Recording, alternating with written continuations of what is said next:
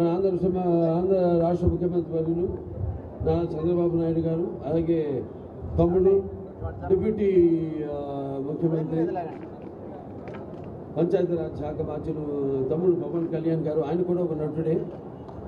అలా అందరూ కూర్చుని నేనైతేనేమి, లేకపోతే మన కందుల దుర్గేష్ గారు అయితేనేమి, ఈ యొక్క చిత్ర పరిశ్రమను ఇక్కడ మనకి ఏమి లోటు ఉంది. మనం కూడా ఇక్కడ బ్రహ్మాండంగా మన చలనచిత్ర ఏ రాష్ట్రం ఉంటే ఆ రాష్ట్రంలో ఒక FDC ఉంటుంది, ఓ చలనచిత్ర పరిశ్రమ ఉంటుంది. అంతే తప్పితే అటు ఆ రాష్ట్రం ఈ రాష్ట్రం అన్న తేడా లేదు. నాన్నగారు ఎప్పుడో అన్నారు, ప్రాంతాలు వేరైనా మన అంతరంగాలు ఒకటేనన్నా, ధ్యాసలు వేరుగా ఉన్నా మన భాష తెలుగు భాష అన్నాన్ని. అలా ఈ యొక్క చలనచిత్ర పరిశ్రమను మెడ్రాస్తో కలిసి ఉన్నప్పుడు అయితేనేమి, లేకపోతే తర్వాత ఆంధ్ర రాష్ట్రంగా మనం ఏర్పడిన తర్వాత కూడా చలనచిత్ర పరిశ్రమకి విజయవాడ అన్నది ఒక చలనచిత్ర పరిశ్రమకు ఒక రాజధానిగా ఆనాడు భాసిల్లింది, ఇప్పటికీ భాసిల్లుతుంది. ఇవాళ మనం చూసుకుంటే ఇవాళ ఏ సినిమా మొత్తం సినిమా కలెక్షన్స్ అన్ని చూసుకుంటే కూడా మనకి మొత్తం ఒక 65 నుంచి 70% కలెక్షన్స్ ఆదాయం మనకు వచ్చేది ఆంధ్ర రాష్ట్రం నుంచి. ఇవాళ సినిమా చరిత్ర అవి విడిపోయిన తర్వాత కూడా రాష్ట్రాలు అవి ఇవాళ మన చలనచిత్ర పరిశ్రమకు ఏ చిత్రానికైనా మనకు వచ్చేది ఒక 70% కలెక్షన్స్ మన ఆంధ్ర రాష్ట్రం నుంచి. సరే, అది పక్కన పెడితే ఇప్పుడు ఇవాళ చలనచిత్ర పరిశ్రమను ఇక్కడ అభివృద్ధి చేయవలసిన అవసరం, ముఖ్యంగా ఎంతోమంది ఉన్నారు ఇక్కడ.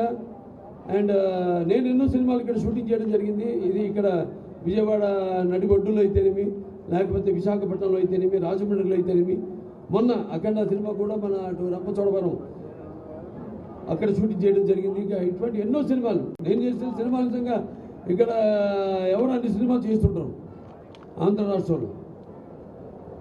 అటువంటి మంచి ఒక వాతావరణం, ప్రజల యొక్క సహాయ సహకారాలు అందిస్తూ ప్రతి చిత్రం ఎటువంటి నిరాటంకంగా షూటింగ్ జరిగేలా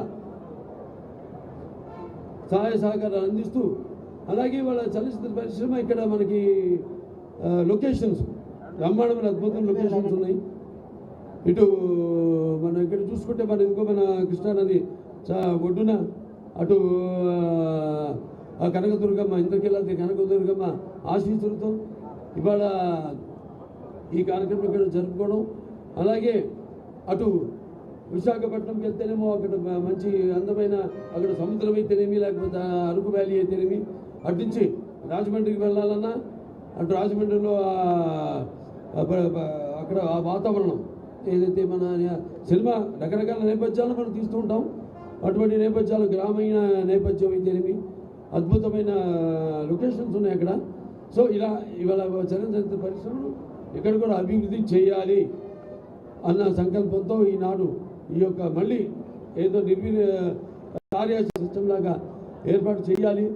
అంటే ఒక సినిమా తీయాలంటే పర్మిషన్ నుంచి పోలీస్ ప్రొటెక్షన్ వరకు అన్నీ కూడా ఒకే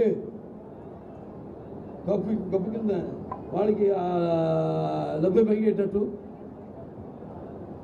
అలాగే ఇక వాళ్ళకి రాయితీల విషయాలు అయితే ఇవన్నీ కూడా మేము కూర్చొని ఇంకా మాట్లాడుకోవాల్సిన దాని తర్వాత ఒక కార్యాచరణతో మళ్ళీ మీ ముందుకు వచ్చి తెలియజేస్తామని మీ అందరికీ తెలియజేసుకుంటూ, మరి ఇవాళ ఎన్టీ రామారావు గారు విశ్వవిఖ్యాత నట సార్వభౌమ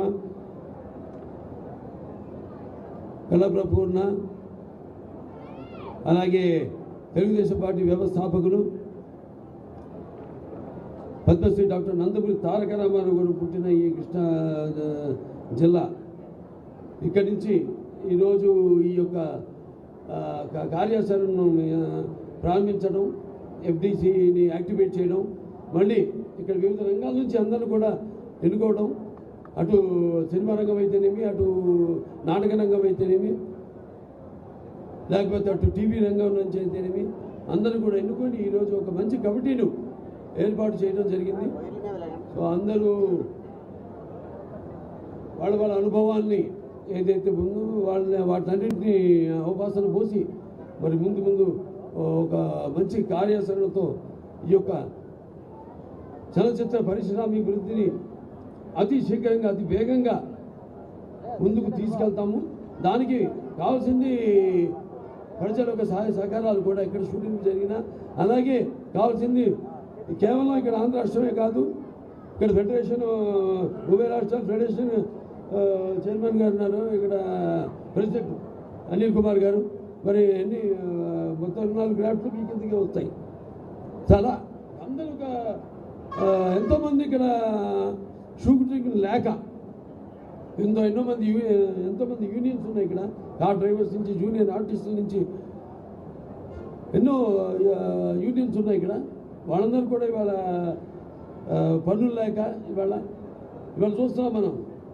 మనిషి అన్నది తన దైనందిన కార్యకలాపాలలో సతమతమవుతూ అన్న వస్త్రాలనే అవసరాలతో పాటు సినిమాను కూడా ఒక సాధనంగా ఎంచుకున్నాడు.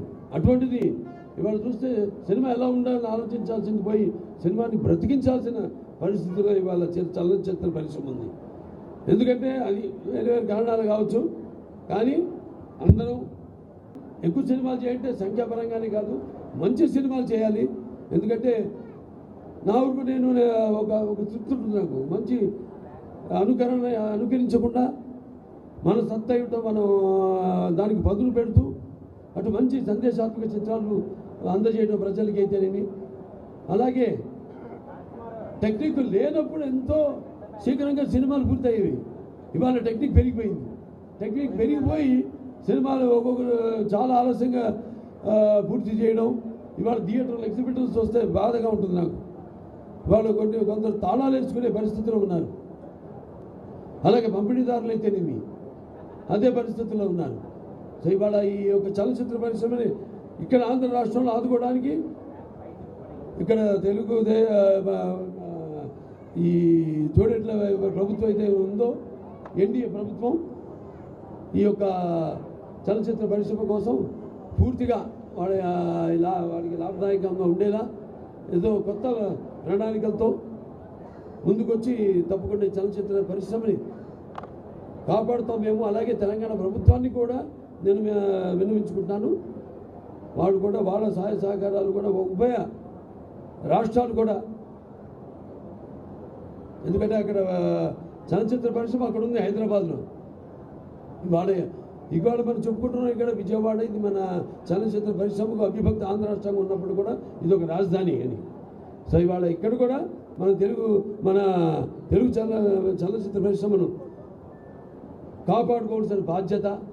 అలాగే ఇక్కడ కూడా ఈ యొక్క ఉన్న ఏదైతే అన్నారో పురస్కారాలు, ఇదివరకు నంది పురస్కారాలు అయితేనేమి ఇటువంటి పురస్కారాలు, అలాగే వివిధ ప్రాంతాల వారు కందుకూరి పురస్కారాలు అయితేనేమి, వివిధ ప్రాంతాల్లో వారు ఉన్న మహనీయుల మహాపురుషుల వాళ్ళ పేరుతో ఉన్న ఉత్సవాలను అయితేనేమి అన్నింటినీ కూడా ఇటు సాంస్కృతిక పరంగా కూడా వాటిలన్నింటినీ ఉద్ధరించవలసిన, మళ్ళీ ముందుకు తీసుకెళ్లాల్సిన బాధ్యత మా ఏదైతే ఈ పర్యాటక సినిమాటోగ్రఫీ శాఖ ఉందో వాడి బిజినెస్ స్కంధాల మీద ఉందని తెలియజేసుకుంటూ ఈ చలనచిత్ర పరిశ్రమను ఎక్కువ సినిమాలు చేయాలి,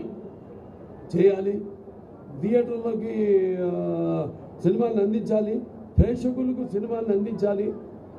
అందరూ ఒక కుటుంబంలో కష్టాలు వచ్చినప్పుడు అందరూ కూడా వాటిలో భాగస్వాములై ఒక కుటుంబ సభ్యులుగా వాళ్ళ కష్టాన్ని వాళ్ళలో తీర్చుకోవాలి.